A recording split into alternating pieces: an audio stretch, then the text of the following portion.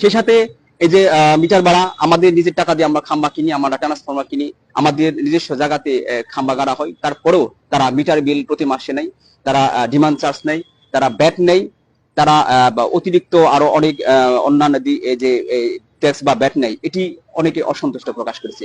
তো সময় এসেছে, সব জায়গায় সংস্কার হচ্ছে, এই বিদ্যুৎ অফিসের সংস্কার দরকার। আমরা চাই সুষ্ঠু একটি তদন্তের মাধ্যমে একটা কমিটি গঠন করে আমাদের যে পল্লী বিদ্যুতের যে হয়রানি এবং আমাদের যে লোডশেডিং সেটি সুন্দরভাবে যেন সমাধান হয়। আমরা একজন গ্রাহকের সাথে কথা বলবো, উনি আসছেন বিদ্যুৎ বিল দেওয়ার জন্য, শুনবো আসলে ওনার কি সমস্যা। আসসালামু আলাইকুম, আপনি কোথা থেকে আসছেন? আপনার বিদ্যুৎ বিল নিয়ে কি সমস্যা? আমার বিদ্যুৎ বিলের সমস্যা, গত মাসে দিচ্ছি 1060 টাকা, 660 টাকা, এই মাসে আছে 2160 টাকা।